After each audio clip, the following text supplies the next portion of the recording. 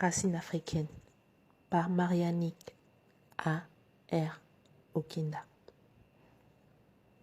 Suite, chapitre 1. Moi ici, lui là-bas. Bonjour, oncle Océi. Bonjour, ma fille. Prenez place, répondit le vieil homme assis devant sa case bâtie de terre cuite. C'était un village pygmée, isolé de la ville, d'environ 20 kilomètres. Nous étions rendus très tôt le matin. Oncle, je suis venu avec ma fille pour que tu regardes dans ta calebasse ce qui ne va pas. Ça fait près d'un an qu'elle ne dort pas. Ma fille ne dort pas la nuit. Ne m'en dis pas plus. Je sais. Cette nuit, j'ai vu. Les esprits dans la forêt m'ont annoncé votre arrivée. Il se mit à raconter certains de mes rêves avec exactitude, comme s'il les avait vécus avec moi. C'est exactement cela, oncle. Que faut-il faire pour la délivrer? Je suis prête à payer le prix qu'il faut pour la désenvoûter. Mais ce n'est pas un sort, ma fille. Il n'y a rien à faire, car ton enfant est marié depuis nos ancêtres. Nos ancêtres? S'écria ma mère. Ma fille assise devant toi n'a que 21 ans et je ne lui connais aucun prétendant. J'ai tenu à venir ici ce matin en pensant que tu ferais quelque chose pour elle. Mais je ne suis pas du tout d'une humeur à écouter des discours de l'espace. Énervée, ma mère prit ma main en se levant. Allez, on y va.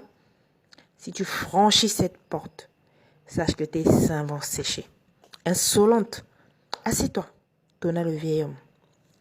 Ma mère se ravisa et reprit place sur le tabouret. Je disais que ta fille est mariée depuis exactement 2 siècles. Et je ne mens pas. Elle est mariée à un homme qui n'a jamais mangé de manioc ni d'un koumou. En entendant cela, je pouffais de rire, tout en cachant mon visage de mes mains. Il ne fallait surtout pas énerver davantage le vieil homme. Explique-moi, s'il te plaît, tonton. Je ne veux pas t'énerver de nouveau, mais je ne comprends vraiment rien de ce que tu dis. C'est quoi le problème? Maintenant, tu me parles de koumou, de manioc. Mets-toi à ma place un instant, s'il te plaît. Je ne suis pas assez patiente. Je ne suis pas assez patiente de nature. Et je suis ici pour comprendre ce qui arrive à mon enfant. Pardon, sois plus clair. Il y a 2 siècles de cela, ta famille maternelle a promis une épouse à un homme dont la femme n'enfantait que des filles, en échange de terre.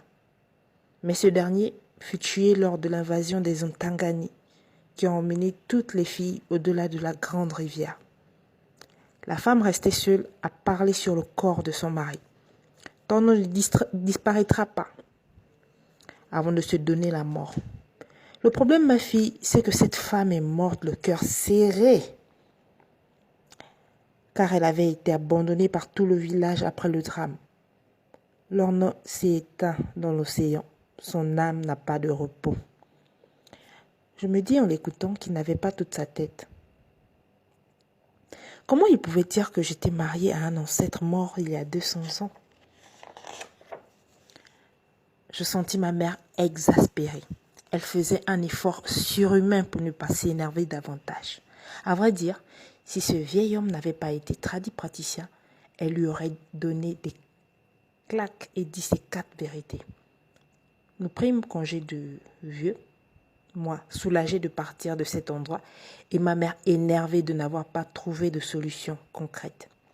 Vraiment, Maïté, ce vieux menteur a eu la chance d'être féticheur. Je te jure que je l'aurais remis à sa place. Ça me démangeait trop. Et quand je pense que j'ai dépensé 20 000 pour rien, il ne t'a même pas touché. On repart bredouille comme on est venu. Un escroc. Le nez on dirait l'éventail, la tête comme la pioche. Ah maman. Ah maman. Tu t'attendais à quoi exactement de la part d'un féticheur? Il ne pouvait pas te donner un discours différent. Il vit dans les nuages. C'est tout à fait normal, il raconte des choses bizarres. Ça te fait rigoler, hein? C'est parce que tu ne te vois pas. Quand tu dors, je dirai à ton petit frère de te prendre en photo ou bien de faire une vidéo pour bien filmer la scène. Comme ça, tu sauras et feras moins la maligne. Ne sois pas fâchée, maman. Je